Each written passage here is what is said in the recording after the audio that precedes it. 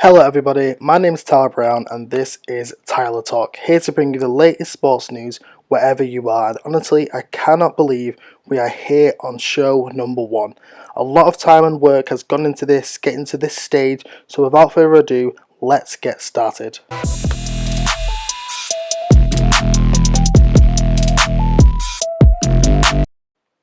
Before we get into the show though, make sure you hit like, subscribe and the little bell because I will only know if you want more news if you follow me. Speaking of following, head over to my Instagram which is tyb_talk. That's right, tyb_talk. So give that a follow and send in anything you wish me to talk about because end of the day, this feed is tailored to you.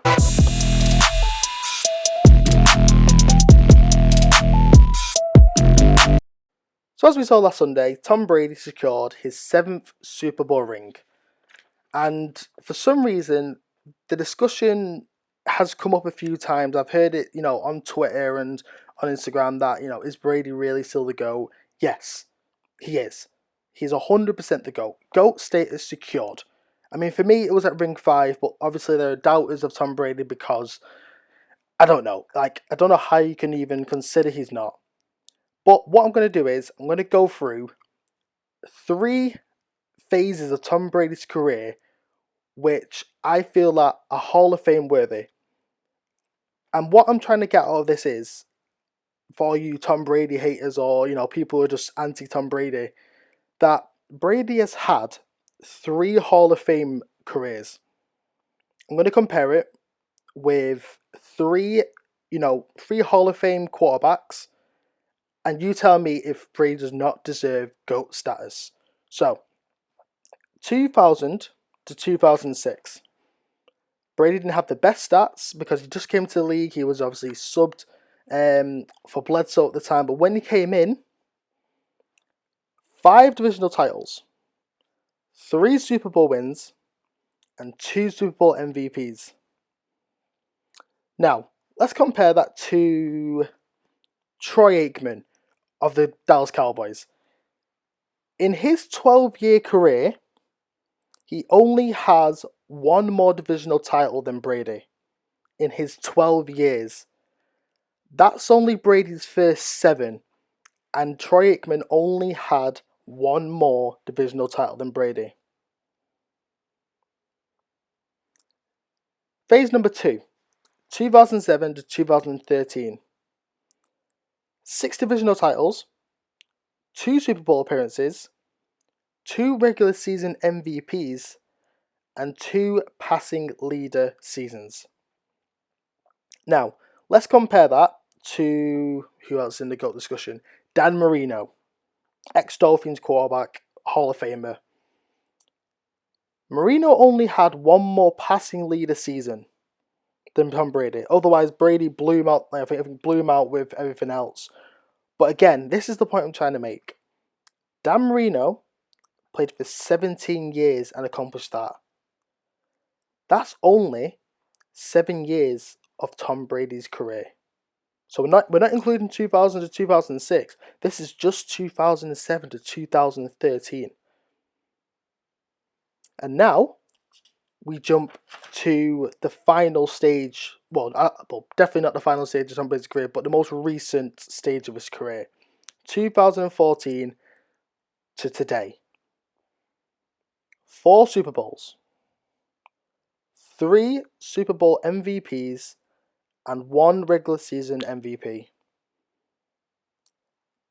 Right, let's compare that to Joe Montana of the 49ers and Chiefs.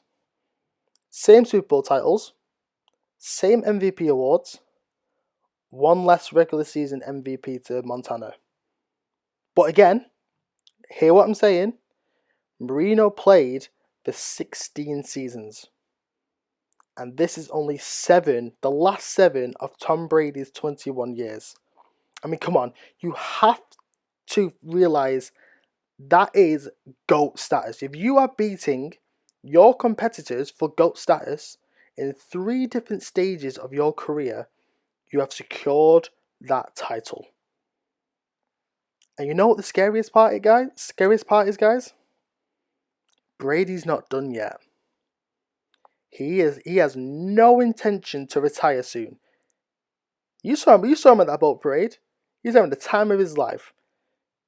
Throwing Super Bowls all over the place, throwing the Lombardi trophy from one boat to another. Doesn't seem like a guy who's living he's living to the end. Definitely not. That is the scariest part, guys. Brady has only just got started. And that's in terms of with the Bucks, obviously not just got started because we've just gone through 21 years of his whole career. But in essence, with the Bucks and wherever he might go, he has just got started. Going to take a little break now, but next up, I'm going to talk about Bill Belichick and the New England Patriots. What is next for them? This is Tyler Brown from TYB Talk. I'll see you soon.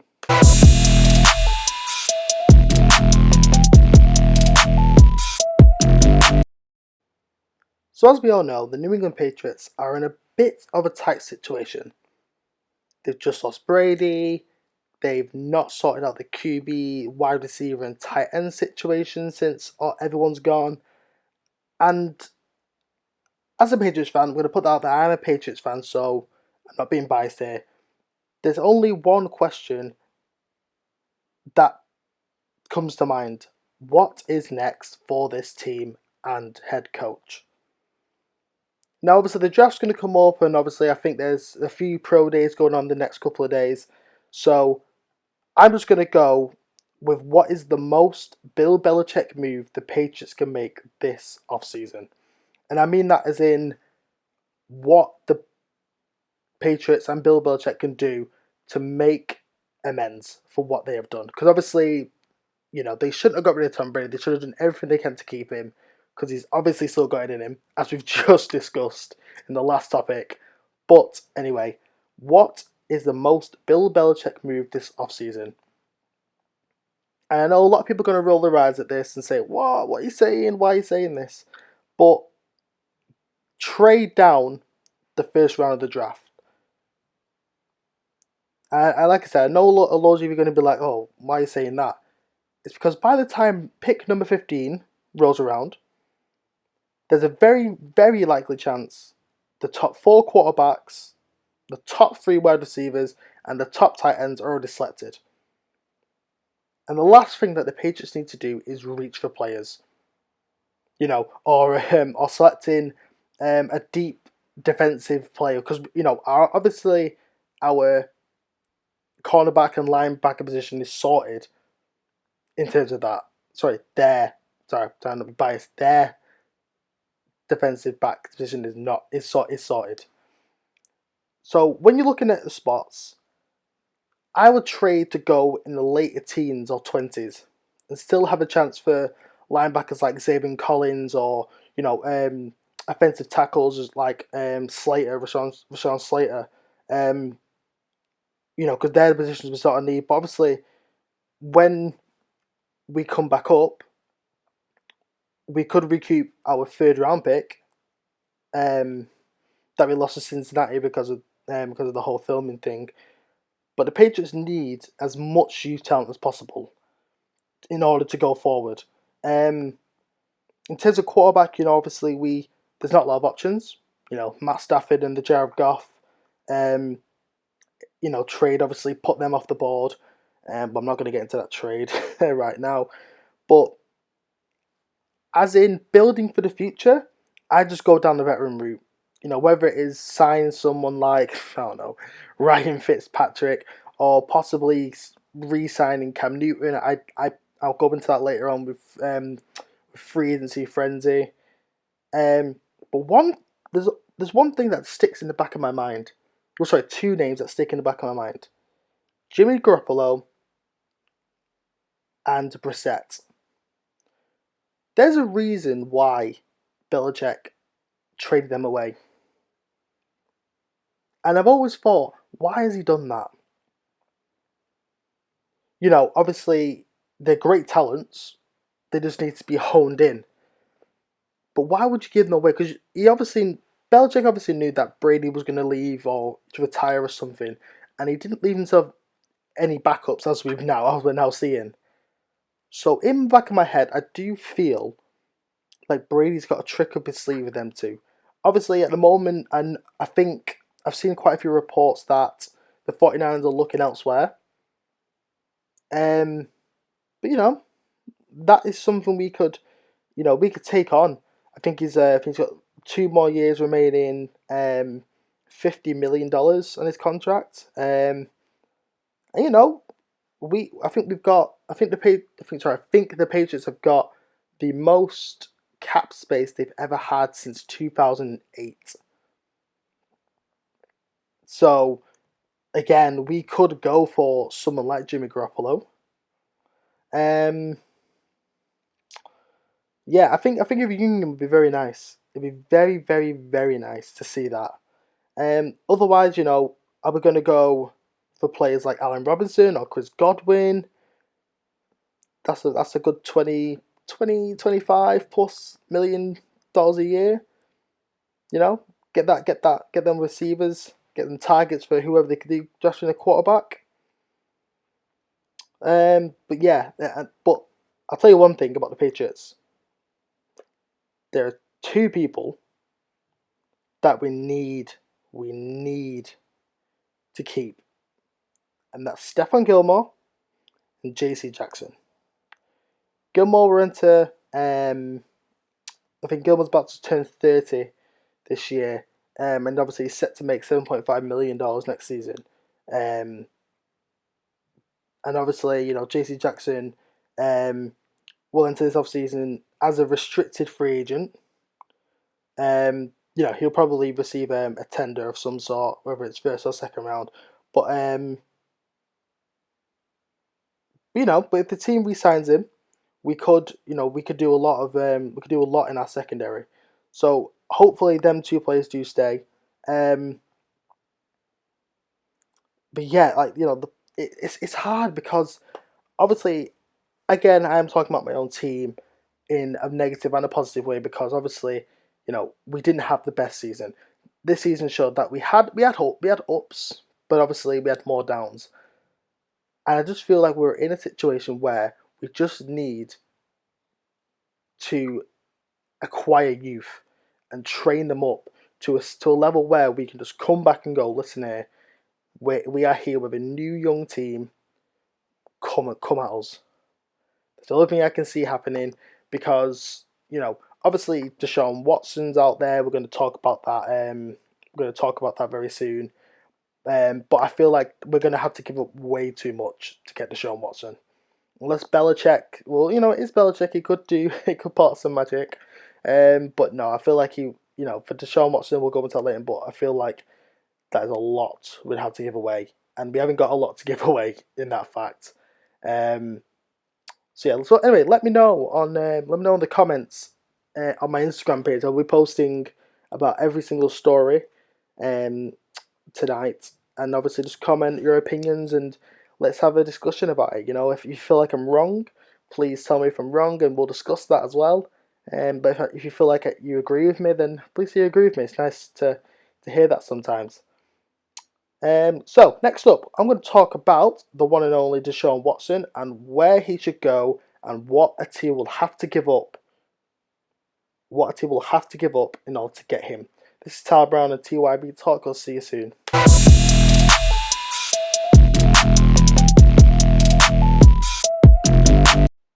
If there's one situation that nearly everybody in and around the NFL is going to be watching this offseason, it's the Texas-sized standoff that is going on between Houston Texans and Deshaun Watson. After spending his first 4 years of his career with the Texans, Watson has made it very clear that he does not want to return for a fifth season and has actually demanded a trade. The one wrinkle in this situation is that no one actually knows for sure where he wants to go, which is actually quite a huge factor. Unlike other sports where the team the team decides where you just go. There's actually a no trade clause in Watson's contract, meaning that if he doesn't want to go to a team, he doesn't have to go. He can just say no. There was reports that he wanted to either go to the Jets or the Dolphins, but apparently that didn't come from Watson himself, so that's not a credible source.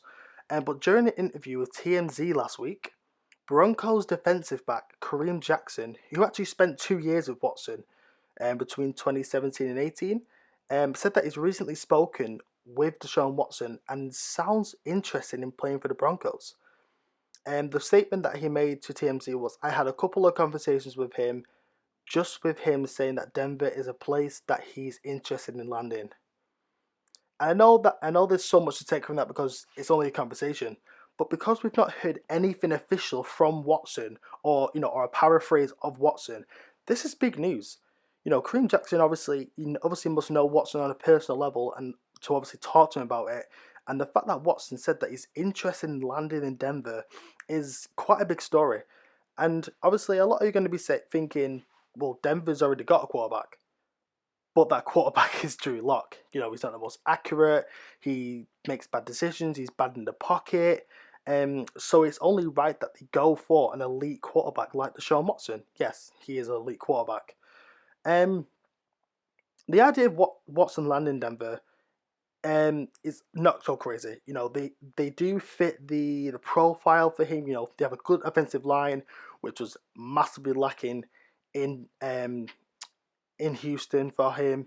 But obviously, when you bring in one player from a team that has no line to a team with a line, he could shape that team into a playoff contending team.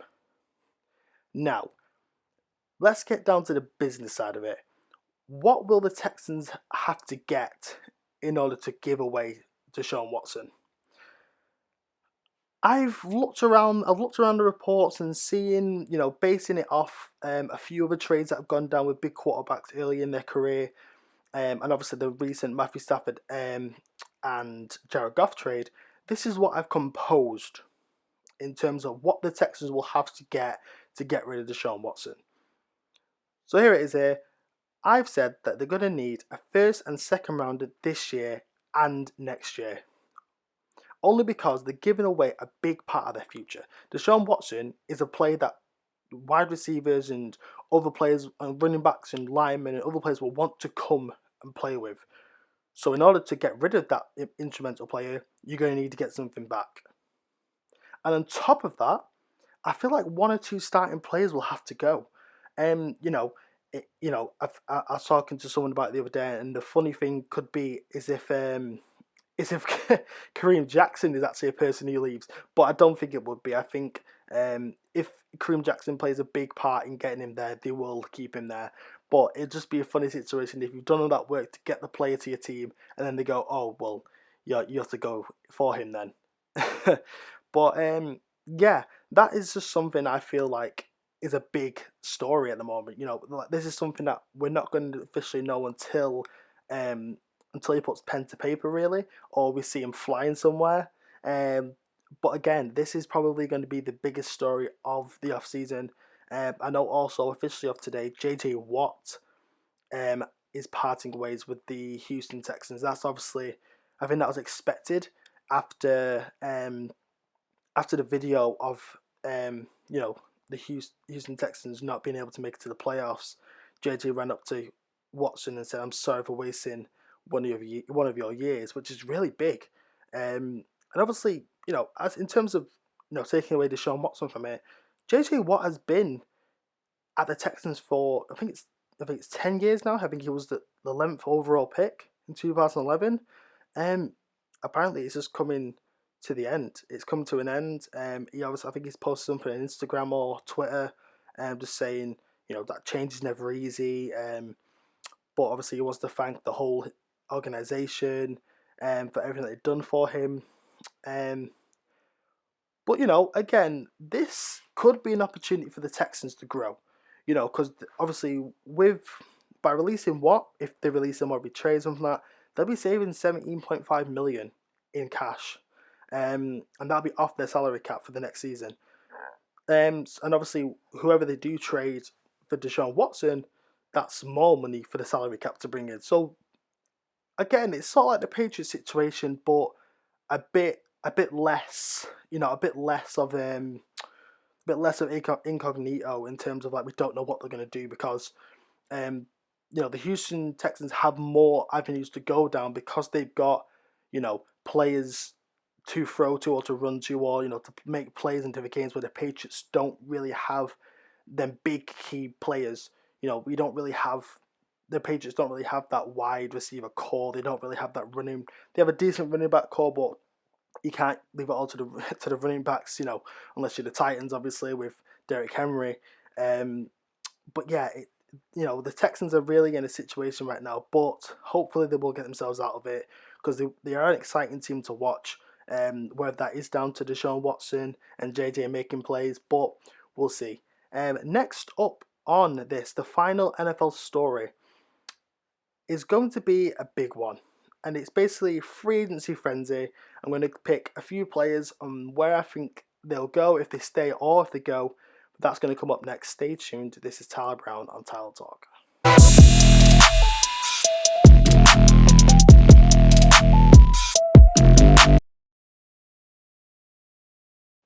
The NFL free agency is my favourite time of the off-season.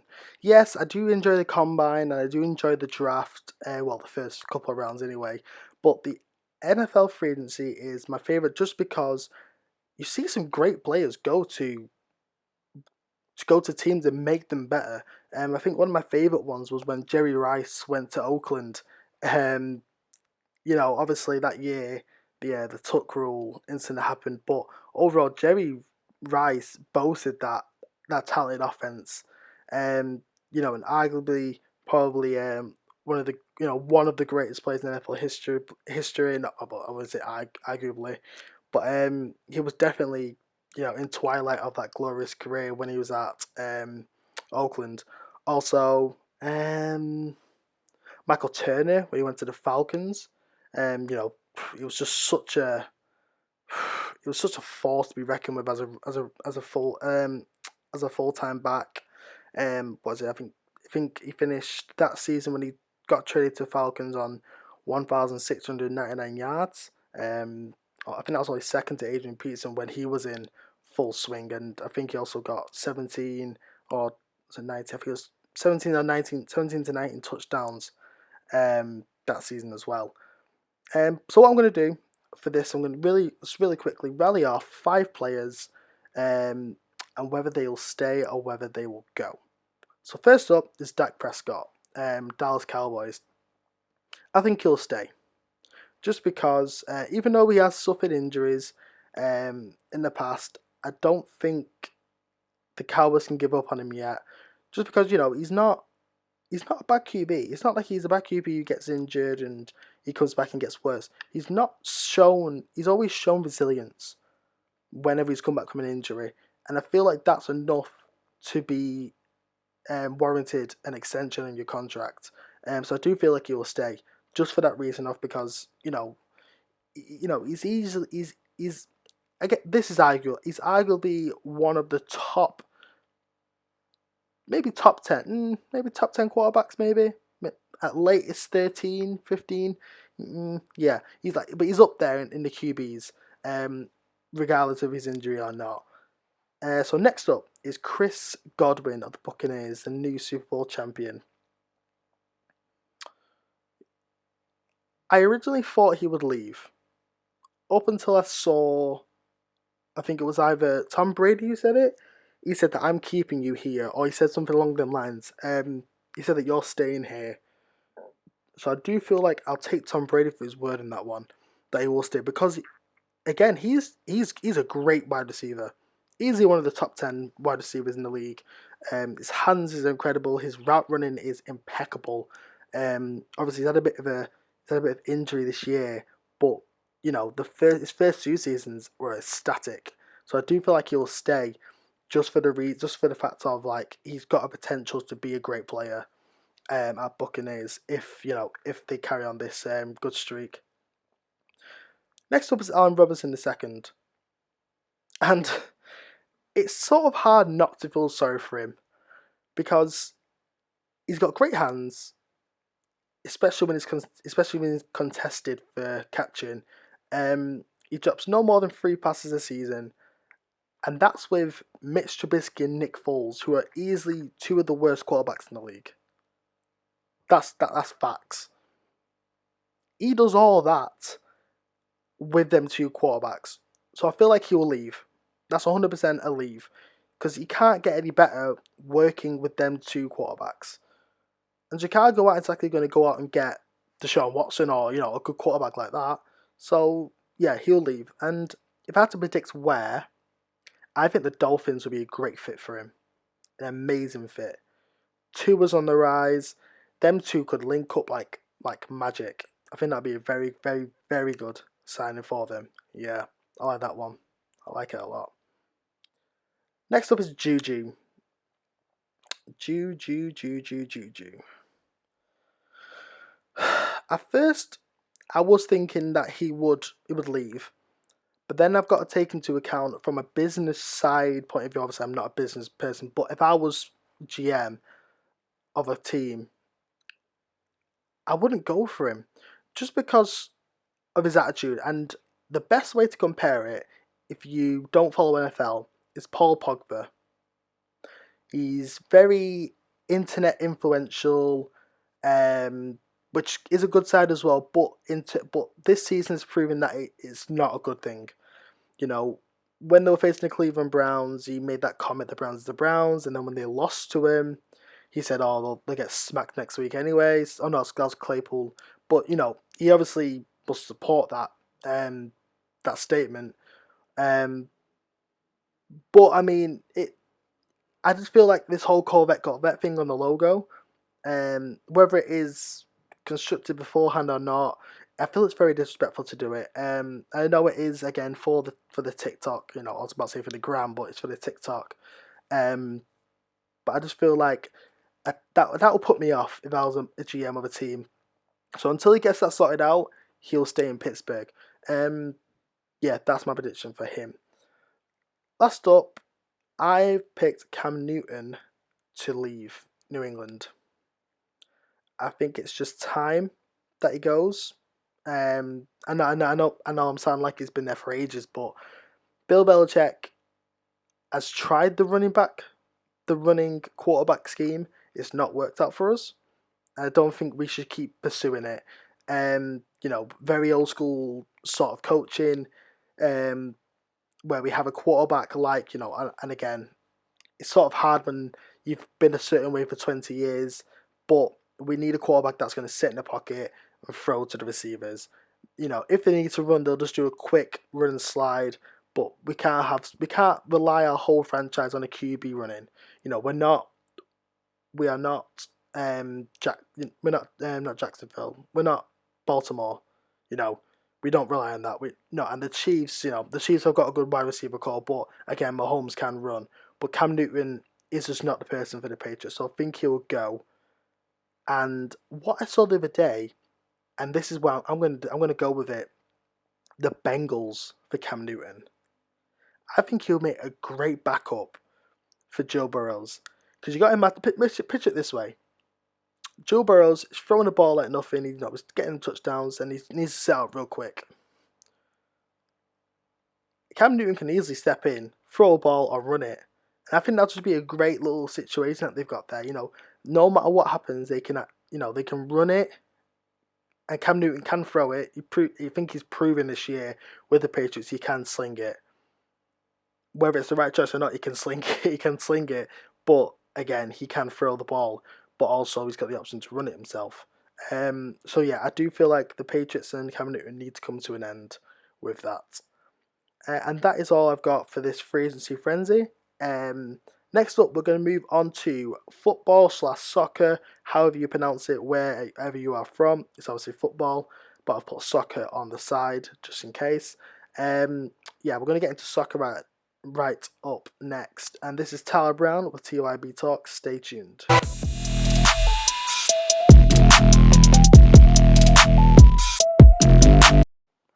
Welcome back, and now we're going to talk about football/soccer again, however you pronounce it. We're going to get into that. And first up is the title race. This season's been very interesting. Let's just get into this right now. Disclosure, I am a Manchester United fan through and through, but I'm not going to be biased towards it. I'm not going to say we're going to win the league, because we are not going to. We are not the type of team that has got the potential to win this league with the players that we've got at the moment. So, There you go. Before people start saying, "Oh, United fans are obviously going to go for that," I do not think we will win the league. If we do, it'd be amazing. I'll be front line to that parade because it's been a while. But unfortunately, I don't think that will happen. So at the moment, the table does look like so. As you can see, Manchester City are sort of at the moment running away with it. Yeah, they're 5 points ahead of Man United, who are 3 points ahead of Leicester, who are 3 points ahead of Liverpool, and I'll chuck Chelsea in there. They're a point in ahead of Chelsea. Um, if you look at the last 5 games, City have won the last five. United have drawn two, lost one, and obviously won the last and won two. Leicester have drawn two, won two, lost one as well. Liverpool are very spotty right now. Three losses and 2 wins, and Chelsea 3 wins, 1 draw, and a loss. Yeah, it does at the moment look like City are running away with it. But 5 points, isn't a lot for the likes of Man United to catch up to. And obviously, Leicester have still got quite a few good games to play to catch up to it as well. But like I said, I feel like City will just go ahead and just win it. Obviously, I think there might be a bit of up and downs with the next fixtures. So obviously, what I'm going to do is I'm just going to go through each team's next 10 fixtures, and we're going to see whereabouts this could lead to, really. Because in the day, I just haven't got a clue. Normally I would say, oh yeah, this is what's going to happen, or my best approximation, but again, I do think City will win it, but you just never know, do you? So let's just go for it. So Manchester City's next 10 fixtures, they've got Southampton, then Spurs, then Everton, then Arsenal, then West Ham, then Man United, then Fulham, then Wolves, then Leicester, then Leeds. That's an interesting run. They've got United, Leicester, they've got Spurs there who've done all right this season.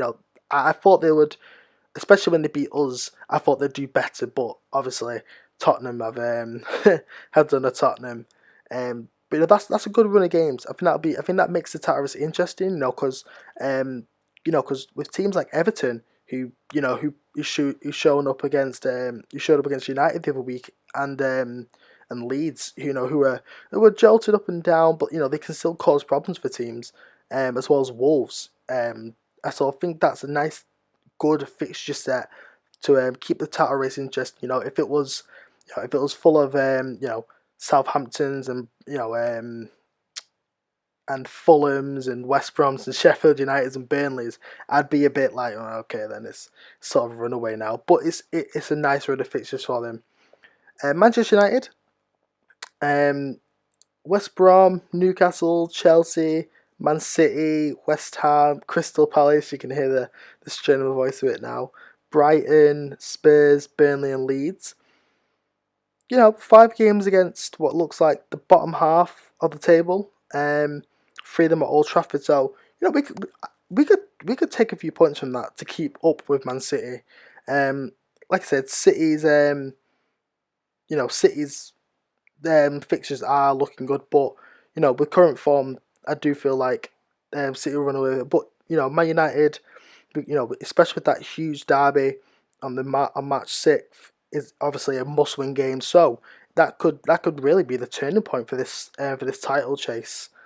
So Leicester, they've got Liverpool, then Aston Villa, then Arsenal, then Brighton, Sheffield United, Burnley, Man City, West Ham, West Brom, and Crystal Palace.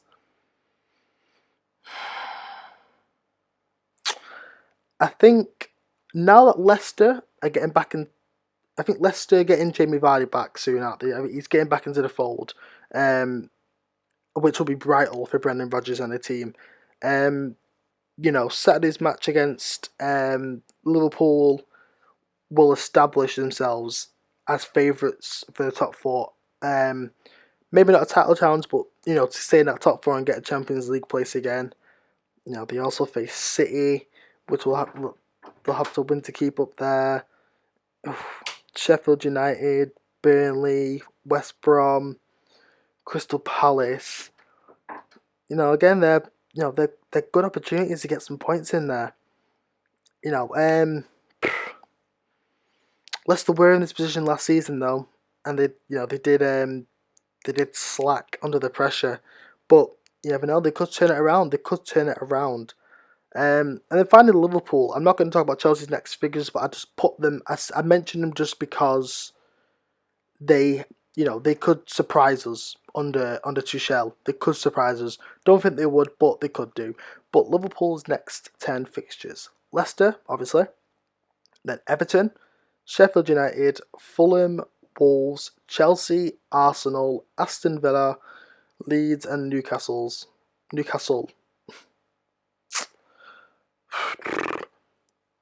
They're currently fourth and 5 points behind United.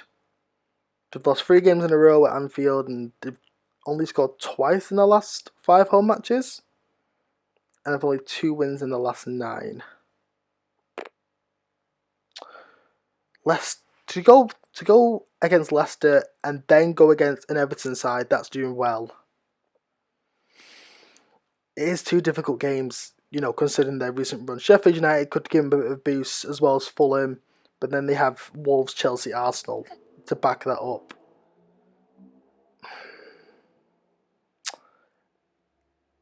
The thing for Jurgen Klopp and Liverpool is just get the wins. I think it literally is just get the wins. Do what you can, get in there, get stuck in, you know, and just score. I think that's something, especially with like when I watched them. I've watched them in the past few games, and they've just seemed to be. There's been something lacking in that squad. I don't know what it is. They've just not had the proper drive to just score goals, and I think and obviously I know that they obviously can't go, they can't make a good FA Cup run because they're obviously not in the FA Cup anymore. But some of my friends were saying the other day, imagine if Jurgen Klopp took the FA Cup seriously. That might give the players a boost to play better every game, to compete every single game. When you have been taking a lot of losses recently, that does have an effect on you. Um, but yeah, but like I said, this these next 10 games could decide how the league will go. Um, with Leicester playing City and Liverpool, City playing United and Leicester. United have to play City and then they face Liverpool further down the line. So the top four have to play each other sooner or later. So it will be interesting. We're obviously reaching an important stage of the season. Um, and obviously every game counts. So I do feel like the next 10 will decide maybe who will become champions, but especially who will get them important Champions League spots in there. So next up, I'm going to go through an out of contract starting 11. Who will stay and who will go, just like the free agency frenzy in the NFL, but we're going to do it for football/soccer as well. My name is Tyler Brown, and this is Tyler Talk. Stay tuned.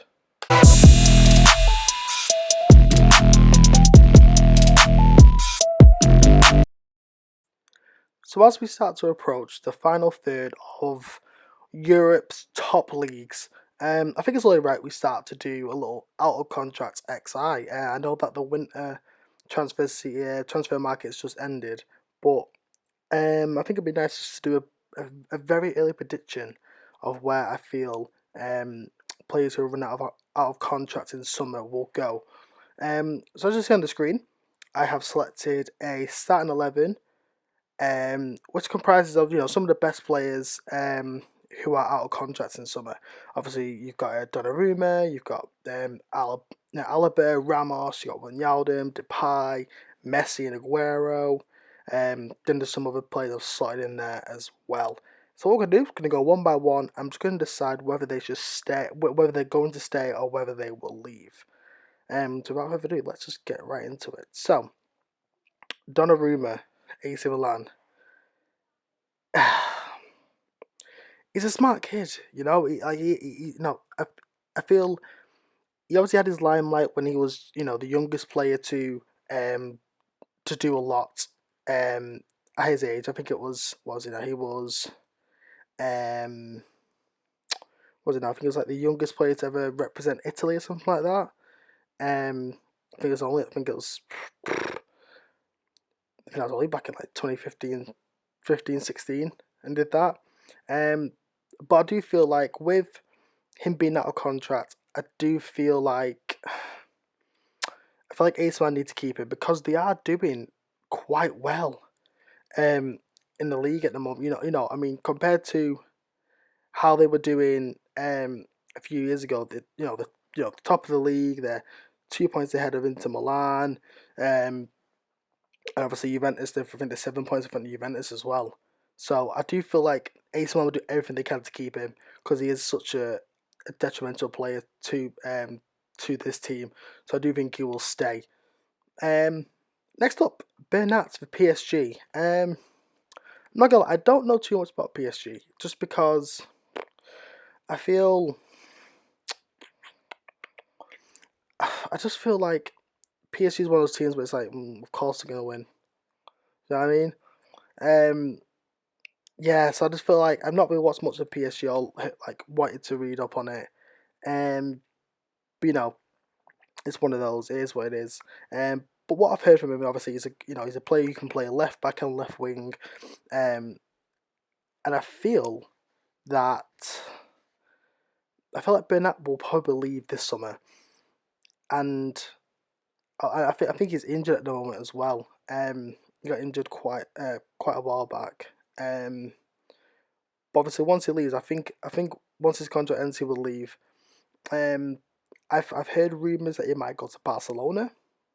Just because they're just keen to land a decent fullback in case anything happens in the off season, in the summertime.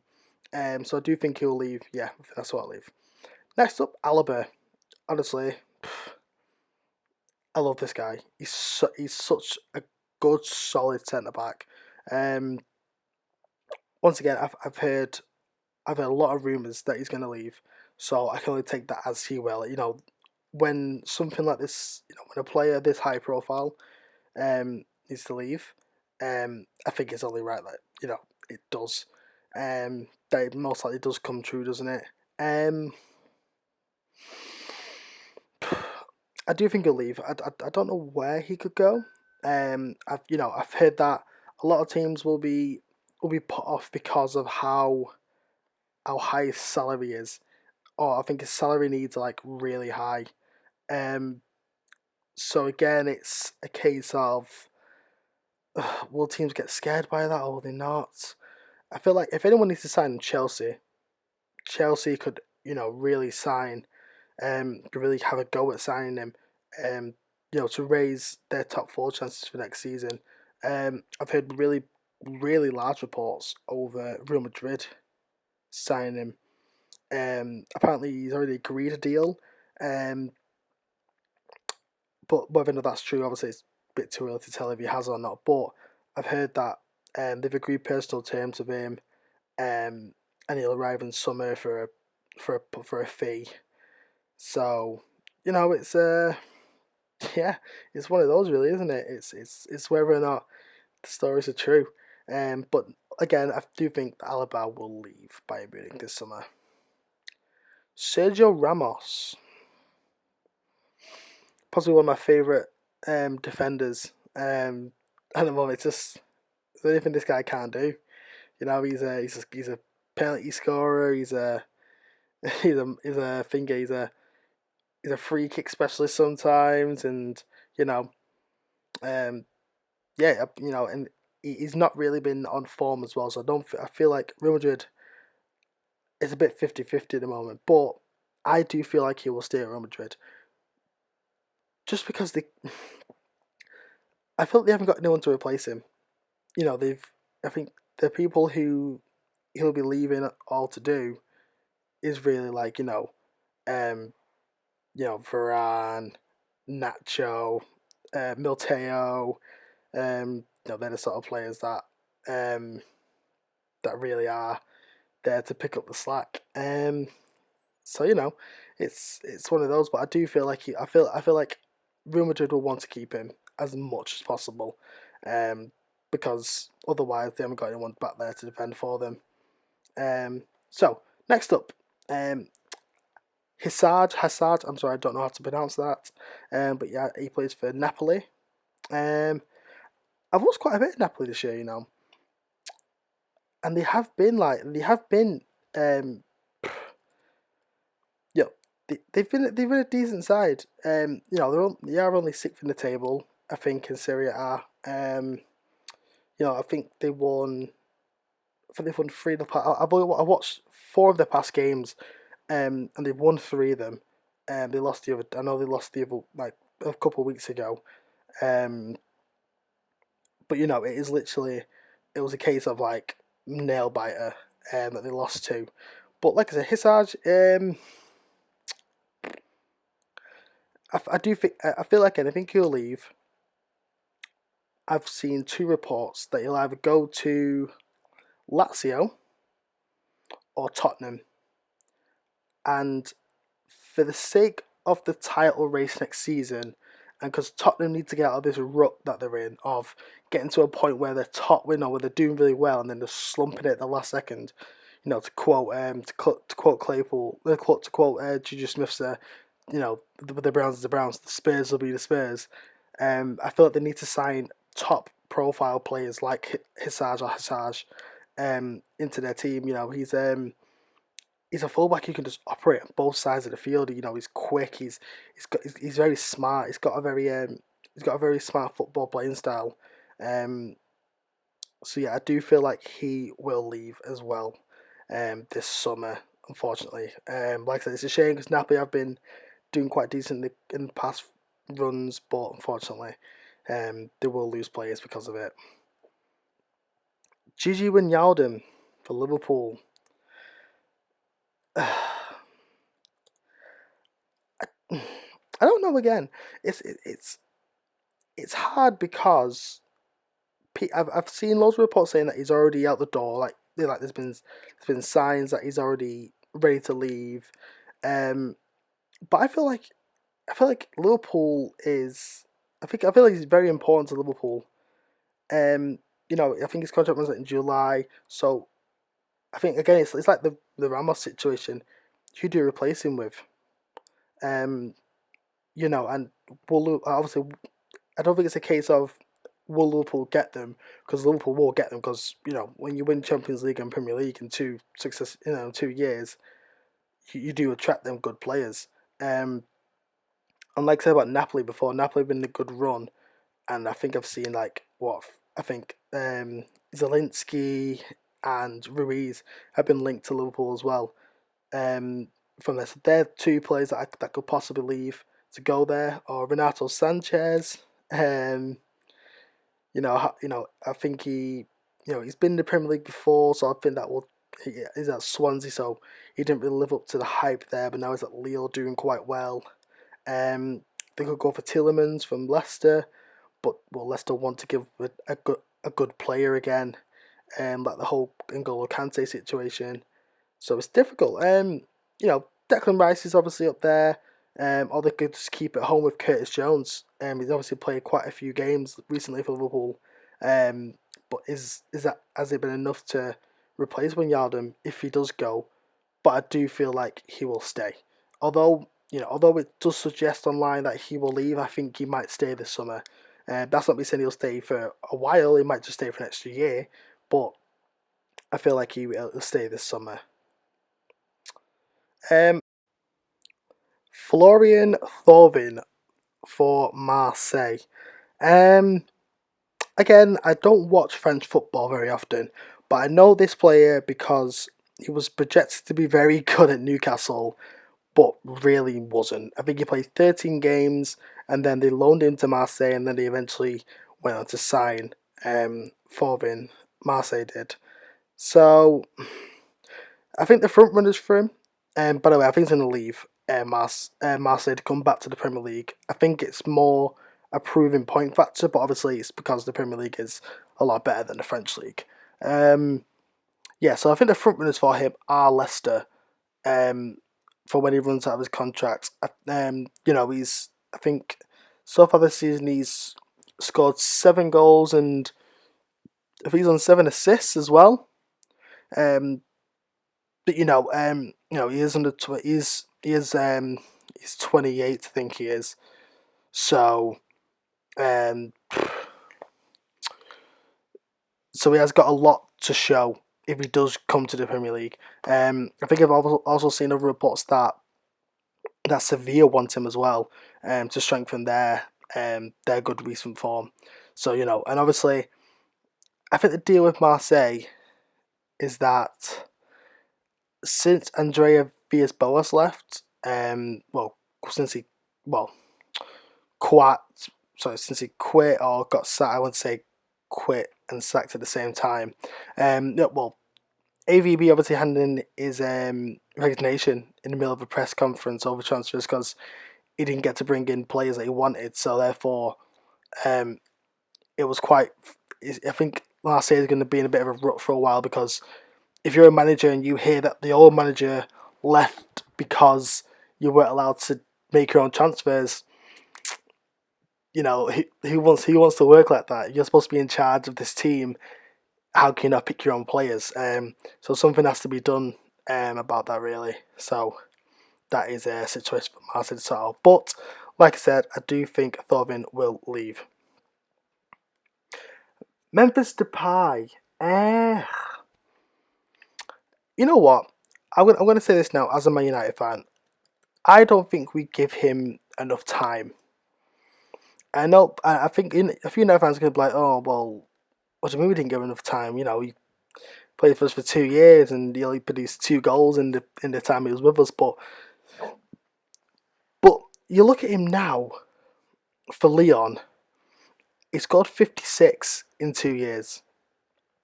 And again, I know it's the French leagues now. I've not seen him play, but like he's obviously a great talent. Like when he played for PSV in his younger years, he was immense. He was fantastic for them. Um, he obviously started off as a youngster for them and grew up the ranks through him, and that's what PSV do really well. But like I said, he obviously got signed under Louis van Gaal, who was um, not the most influential manager on certain players. Hence why Jesse Lingard's gone a bit of a rut, and that's why he's on West Ham at the moment. He obviously when he just went on a bit of a rut and started doing all this Instagram stuff, and he just didn't catch up. I've always said the difference between Marcus Rashford and Lingard was because they were on similar paths at one point. Rashford just saw himself wanting more, and Lingard was sort of happy where he was. But then when it started coming to his playing time, Lingard just sort of went, "Oh crap! Like I'm not playing for England anymore. I'm not."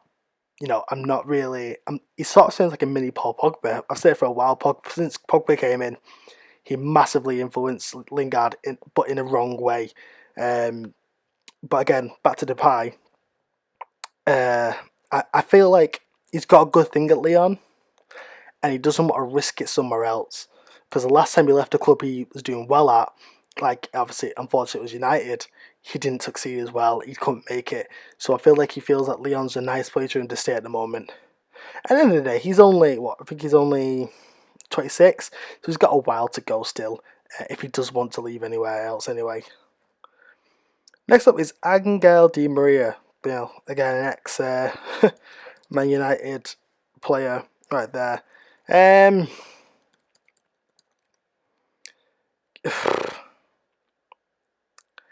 I think he'll stay. He's obviously got a good thing at at PSG. Again, I've not seen him play because the French league is not exactly. There's quite a few French. For someone who doesn't watch the French league very well, I'm doing a. Well, I hope I'm doing a decent job at reporting on these French and the people who play in French leagues. This is a player that played for the likes of Benfica and Real Madrid, and for a short while Manchester United.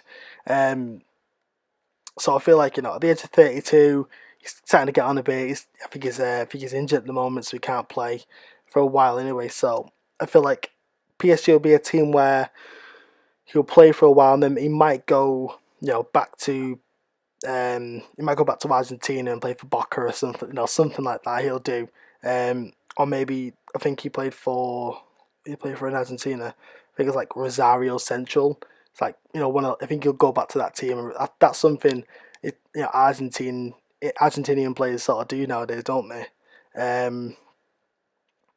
Right, so let's get into one that most people will be interested in my take on. Hopefully, Lionel Messi. We all know what happened with COVID and his contract, and will he stay? Will he go? And it's a difficult one to predict. But I think City and PSG are in the front line for him. If anyone's going to sign him, City will sign him. But I feel like with Barcelona's, they've changed their their head office, haven't they? They've changed head office recently since the whole incident with his contract. So I feel like I'm going to say Messi stays. And again, like I said before, like I said about Wijnaldum, it won't be for a long time. I just think this summer he'll stay. He might just sign a 2-3 year contract and then afterwards go to Man City. But I think Messi will eventually come to the Premier League, because he needs to prove a point that everyone says again about him versus Ronaldo. That I know Messi probably don't care, but if it was me, I would be like, right, let's go to the Premier League and let's put this to rest. Can I make it on a rainy day in Stoke, or can I hack it in the Premier League? Because that's a big thing about, like, when you say Messi's a great player, but it's like, but he's played at one club his whole life, so eventually it does get easy for him. Ronaldo's been to Portugal, he's been England, he's been Spain, he's now in Italy, and he's smashing it. Like, that's 4 different countries. Well, 3. Let's not count Portugal, but there's 3 countries that he's played and dominated in. Whereas Messi's only done it in 1, and Ronaldo does it on an international level, whereas Messi doesn't really.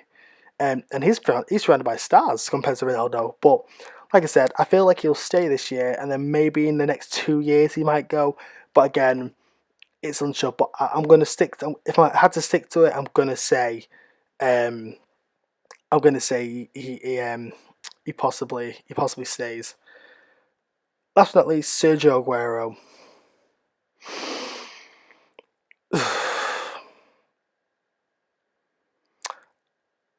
I'm going to say Aguero. I don't know. I'm going to leave this one a bit. I'm going to leave this one a question mark, to be fair, because City can do 2 things with him.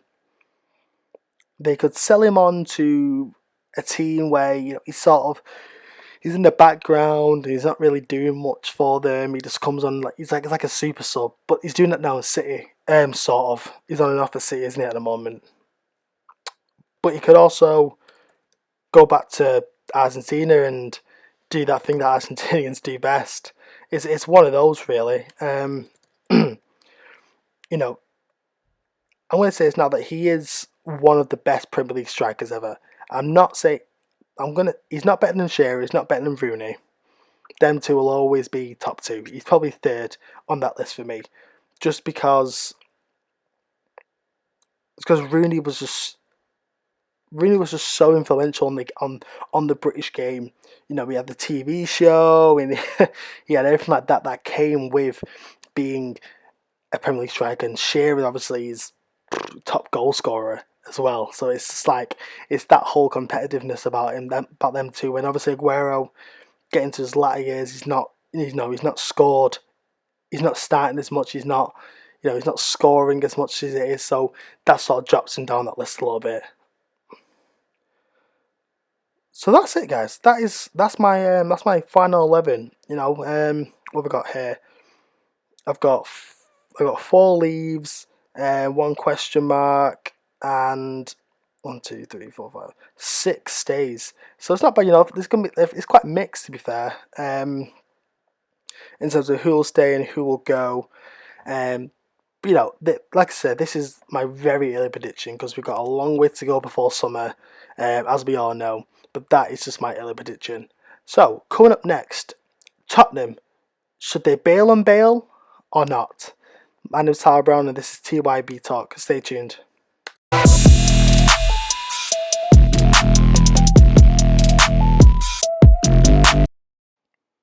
Since Gareth Bale has come to Tottenham, let's just say he has not exactly impressed as much as everyone thought he would.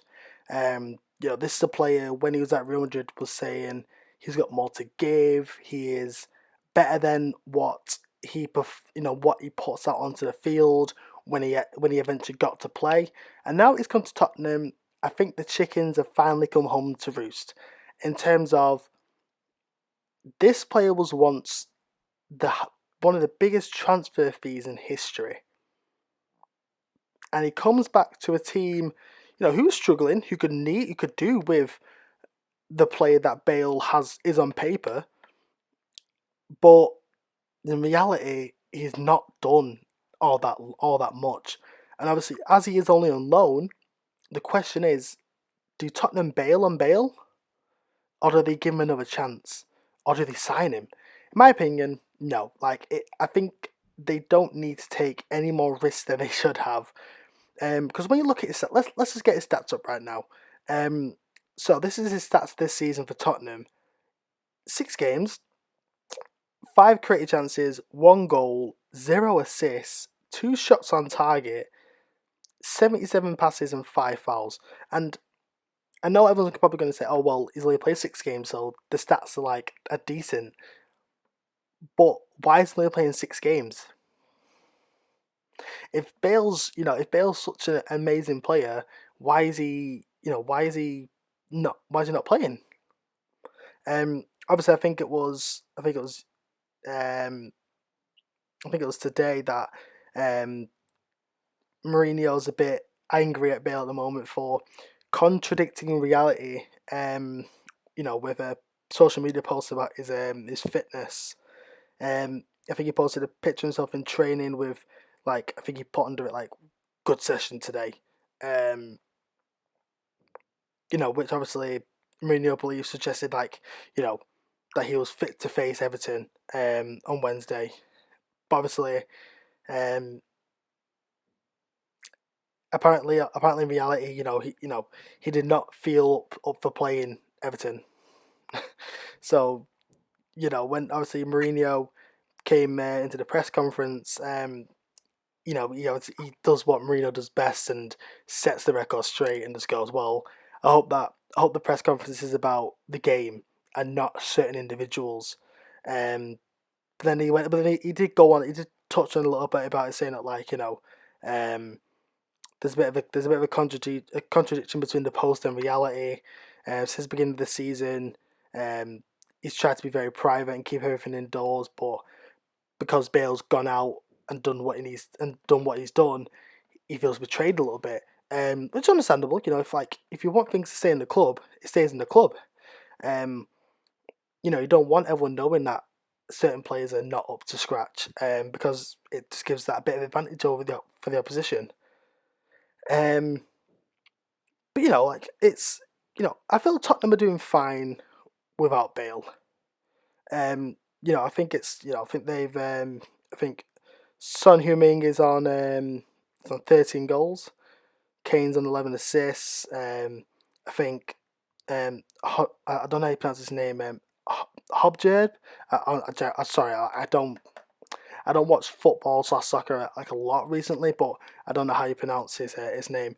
But he's obviously doing quite well in terms of possession and tackling and stuff like that. So on paper, I'm going to say is this now. On paper, when you look at a manager like Mourinho, and he's won. He's won the trophies that he's won. He's won, with Porto, he won the league, the side cup and Europa League. With Chelsea, he won the Premier League and the League Cup. Inter Milan, he won the Serie A, and the Champions League.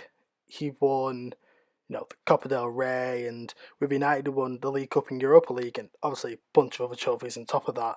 Um, on paper you think like a person like Bale and a manager like Mourinho would get along. Um, and if it's not getting along, you just cut ties. That's all I'm gonna say on this matter. It's just the fact of Bale needs to step up or get out. That's what it is. Like I said, he's not been bought by Tottenham. Tottenham have nothing to lose. If anything, if they do let him go, they're saving money for players that are going to make a good influence on the team. So they've spent 60 million or 70 million on Bale and he's done crap and they've gone, oh, stuck with him for 3 years now. Who else wants him? Because no one will want him. They would have took him on loan. Smart move, Tottenham.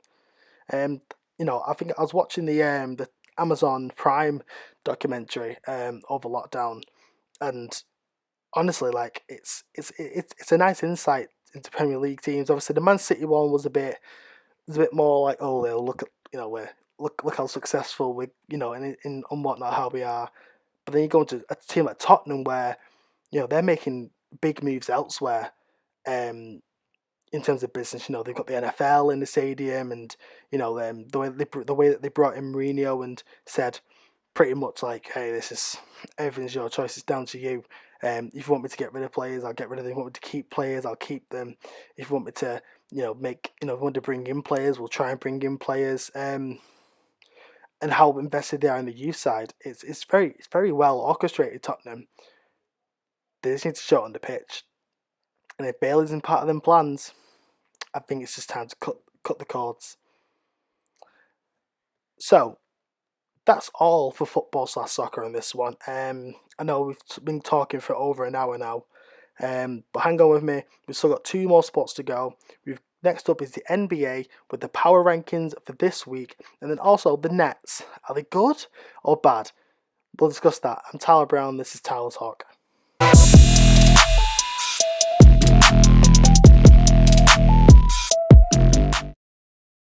This NBA season has been a real struggle for a lot of teams, especially getting to grips with the NBA's health and safety protocols against COVID-19. But still, the campaign has given us some really interesting matchups and a lot of stories to follow. Mainly James Harden going to my team, the Nets, but I'm going to count down the top 10 teams to look at right now. And if you haven't decided on a team, use this list to make your decision. At number 10 is the Golden State Warriors, or should I say Steph Curry's Warriors. When he is on the court, he is on fire. But unfortunately, when he steps off the court, they look like a lost puppy. But I can't fault Steph for being who he is, therefore he has to be at number 10. At number 9 is Denver Nuggets.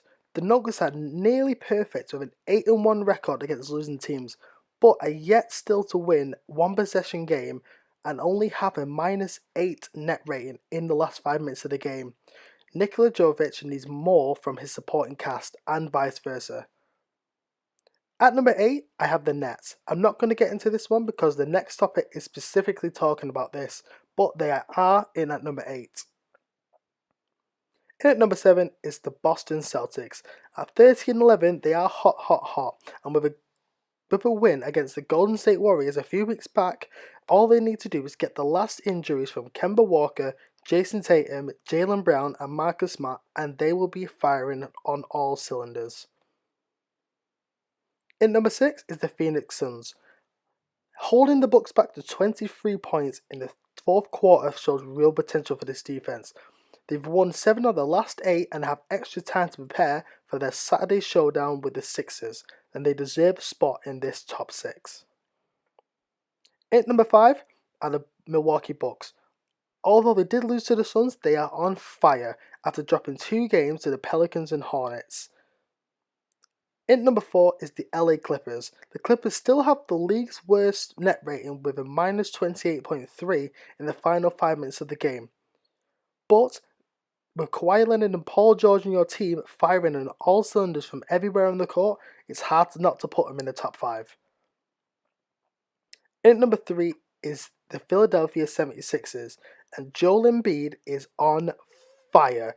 Philly have only lost twice over the past month with him in the lineup, but unfortunately, they will have to learn how to play without him.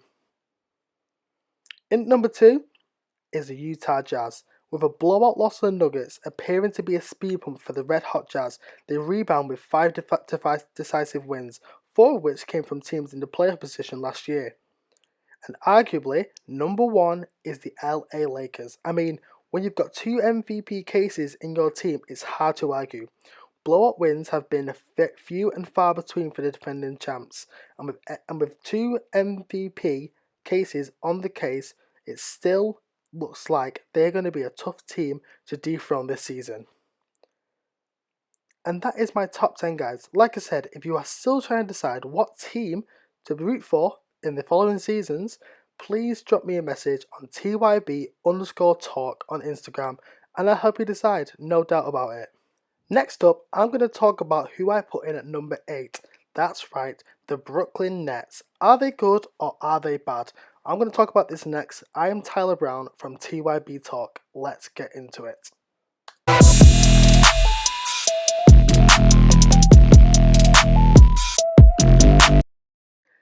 It has been exactly 1 month since James Harden traded from the Houston Rockets to the Brooklyn Nets, and since then they have made headlines. Unfortunately, those headlines have not been for the right reasons. Brooklyn's defense, which has allowed 119 points per 100 possessions prior to Wednesday's game, ranked 27th out of the 30 teams since that trade began. This, of course, was highlighted in their loss against the Detroit Pistons, who have the worst offense in the entire league, with a 122 to 111 loss. But 2 players in particular were mainly responsible for that, and that is Kyrie Irving and DeAndre Jordan. Reasons where these 2 experienced players were just lacking communication and the commitment to get the win. However, on Wednesday, the Brooklyn Nets came back with a resurgent defensive performance against Indiana, holding the Pacers, who are one of the top 5 teams for scoring, to under 100 points, just for the 5th time in Brooklyn's season and the 1st time in the Pacers season. I'm going to now answer the age question of this season. Are the Brooklyn Nets good or bad? The answer to this question really is we're still unsure to say. And I know that seems like a big build-up just to say that, but there are reasons why. The main reason why is because of this star-studded big 3 of James Harden, Kyrie Irving and Kevin Durant. These 3 players have been up and down all season. Kyrie Irving's obviously getting a bit on right now, so he hasn't really been the player that he was back in the early 2000s. Kevin Durant has been injury prone all season long and really hasn't shown the numbers he was putting up when he was at Golden State. And finally, new signing James Harden, in my opinion, is just doing the same stuff he does at the Houston Rockets. Not really defending and only aiming for 3-pointers. But with their record so far, I think that they can turn it around.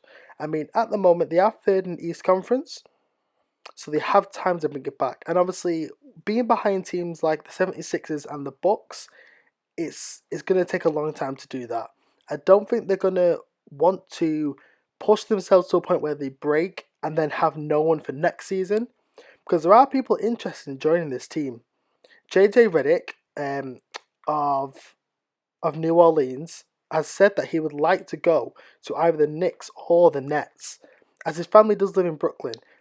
Also, it is because of the team that he sees that's going to be developed in the next few years.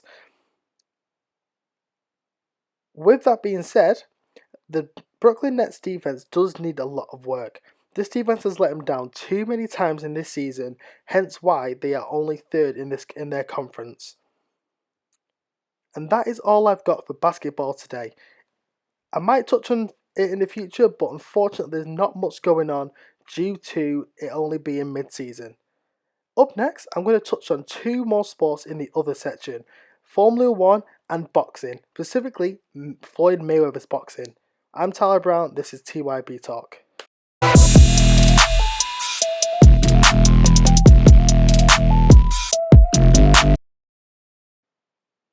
Formula One world champion Lewis Hamilton has signed a new one-year contract with Mercedes for 2021 season. The only question is, why only 1 year? With the 36-year-old previous deal lapsed in 2020, he would now race for Mercedes for a ninth season. Hamilton became the world's most successful driver ever by breaking Michael Schumacher's all-time win record and drawing level with the German's 7 titles. Team boss Toto Wolff said the duration of the contract was a consequence of the lateness of the talks, which was caused by them having a delay in negotiations when Hamilton contracted coronavirus in December. So what does this mean for Mercedes? Well, currently, they're only going to have Lewis Hamilton for one more season, unless he plans to move somewhere else. There is uncertainty caused by the pandemic, as well as by a number of major rule changes in Formula One, including the budget cap, but that starts at $145 million per year, and new technical rules for 2020 aimed at closing up the field. Wolff also said the global situation could have an impact on the team's revenue this year, which leads to think, are Mercedes going bust? Or are they just taking their time with signing contracts? That's for you to decide. Next up, I'm now going to talk about, will Lewis Hamilton race in 2022? At the moment, team leader Wolff said there's been no decision that's been made on whether he will race beyond 2021. He said to BBC News the other day he recognised sports people had shelved lives, but added, as long as he enjoys racing, I think he's very capable of going longer. He develops as a driver every year. He looks after himself in terms of physical and mental preparation. So I don't think in terms of ability that ends in 2021, but in the end it's his decision where he wants to go. This new deal means both Hamilton and teammate Valtteri Bottas will be out of contract at the end of 2021, and Will Williams driver George Russell, a Mercedes protege who starred in replacing Hamilton at the Sakhir Grand Prix in December when the champion had coronavirus. So this also comes in terms of the question, is Lewis Hamilton looking to go somewhere else after 2021, or is it just a case of the talks became too late? That is for you to decide. Next up, I'm going to talk about Mayweather in sort of a jokey way on what he's been saying on his Instagram in the past weeks. Once again, my name is Tyler Brown, and this is TYB Talk.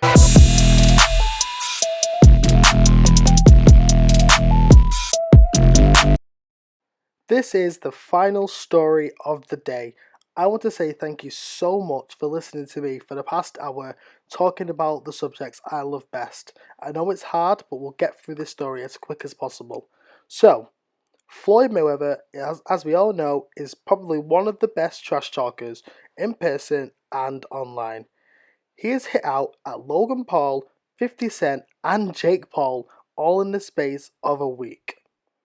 So, let's just get into it person by person and start with Logan Paul.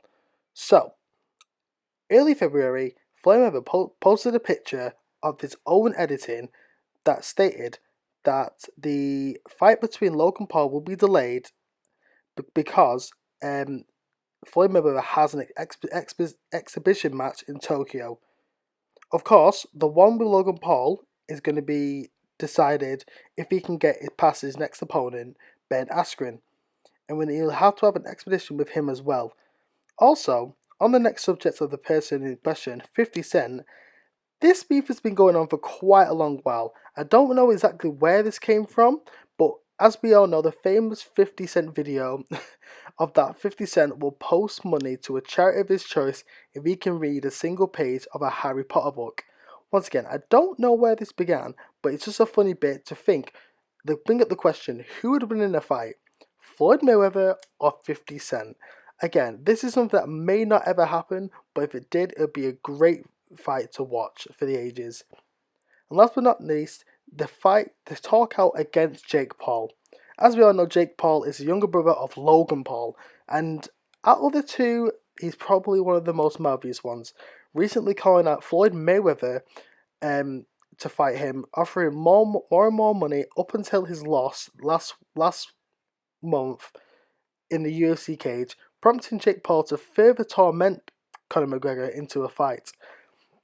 But Floyd Mayweather hit back on Instagram saying that he cannot touch him whether or not he has all his boys on him or not. As I quote from his Instagram right now, Floyd Mayweather said the Paul Bros will make great money with the event, but at the end of the day, it's winner takes all, and at the end of the day, I will take all.